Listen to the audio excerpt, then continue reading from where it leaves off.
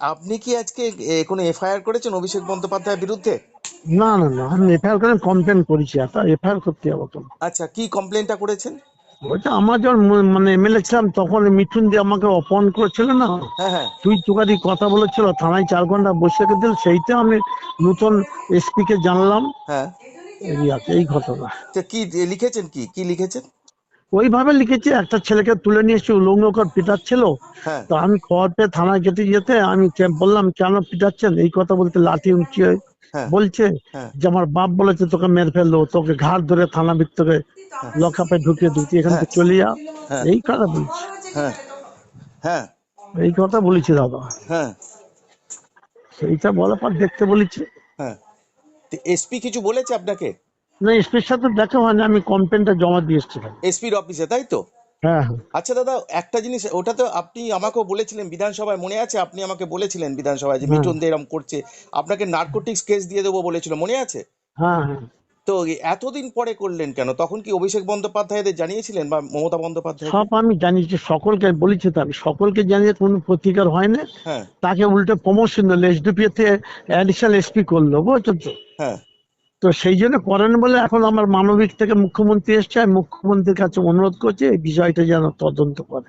এ তো আপনাকে শুনেছি, আপনি তো নিজেই বলেছিলেন খুব হ্যারাসমেন্ট করছিল, আপনি মানে ও তো হ্যাঁ করেছে, সেই করেছে, তখন তো আমি দলকে জানিয়েছিলাম, হ্যাঁ, কিন্তু দল অ্যাকশন নেয়নি। হ্যাঁ। তখন তাকে প্রমোশন দিল, এই জন্য আমি এই নতুন মুখ্যমন্ত্রীকে জানালাম। তখন অভিষেক বন্দ্যোপাধ্যায় কি বলেছিল? অভিষেক ও বন্দ্যোপাধ্যায়কে কিচ্ছু বলেন, কিচ্ছু বলেন, ও কি বেকার। আর মমতা কি বলেছিল আপনাকে? ও কিচ্ছু বলে, পুলিশে অ্যাডজাস্ট করে চলতো। অ্যাডজাস্ট করতে মানে ও তো পার্টি ক্যাডার হিসেবে আচরণ করতো, তৃণমূলের ক্যাডার ছিল হ্যাঁ মিঠুন। সে তো একশো দিন রাত সব ওই সময় থাক। ওর অফিসে তো ভিড় সকাল থেকে রাত 11টা 12টা পর্যন্ত, হ্যাঁ। শুধু পার্টি নেতাদের আনাগোনা। আচ্ছা, পার্টির নেতা কারা যেত দাদা ওখানে সেই সময়? সব নেতা থাকছে, বাদ দিল সব, কুলপি থেকে ডানোয়ার থেকে ফলতার থেকে মগহাট পূর্ব, মগহাট পশ্চিম, আমতলা, বিষ্ণুপুর, সব নেতার কাজ করেছে। তো শৌকত মোল্লাও যেত? হম। ও কার কথাতে চলতো শৌকত মোল্লা? না না, ও ডাইরেক্ট বসের সাথে সম্পর্ক। মানে অভিষেক বন্দ্যোপাধ্যায়ের? হ্যাঁ এখন কি চাইছেন যে মিঠুনকে বিরুদ্ধে ব্যবস্থা নেওয়া হোক? হ্যাঁ, আমি চাচ্ছি একটা তদন্ত করে দেখা হোক। একটা আমি প্রাক্তন মন্ত্রী এমএলএ বসে থেকে আমাকে বাপ তুলে কথা বলবে, হ্যাঁ। তাহলে যে কোনো জনপ্রতিনিধি বলতে হবে, হ্যাঁ আমি তো অন্যায় করতাম, তাহলে ঠিক আছে। আচ্ছা। একটা ছেলেকে উলঙ্গ করে মারবে, একটা প্রতিবাদ করেছে বলে অপরাধ হয়ে যাচ্ছে। হুম। এই জন্যই দাদা তো বলেছে। তখন বিচার পাননি বলে এখন বিচার চাইছেন? হ্যাঁ হ্যাঁ। তো কি মনে হচ্ছে যে আপনি কি সরাসরি মুখ্যমন্ত্রীকে লিখলেন না কেন তাহলে? এসপি কে লিখলেন, মুখ্যমন্ত্রীকে কি লিখবেন?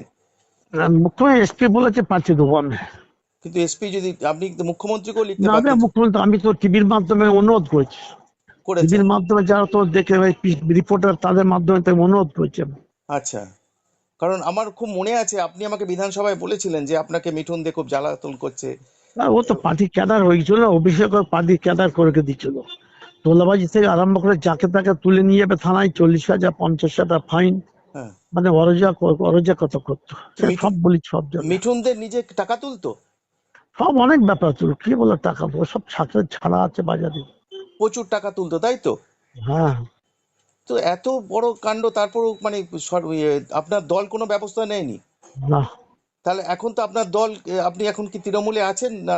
নেই? আমি এখন পার্টি করিনি দাদা, আমি কোনো পার্টি করিনি। আচ্ছা। তৃণমূলে যে প্রার্থী হচ্ছে সে করেছে, সে আমার সাথে কোনো দেখা করেনি, বলেনি, আমিও পার্টি করিনি দাদা। আচ্ছা। আর করবো না ও পার্টি হয়তো। কেন করবেন না কেন এখন? না, আর বয়স হয়ে গেছে, হুম। দলের সম্মান থাকতে সরে যাওয়া পড়া ভালো, এই দলের মধ্যে তো আর সম্মান পাবো না, হ্যাঁ। এই জন্য আপ- আমি আগে থেকে সরেছি।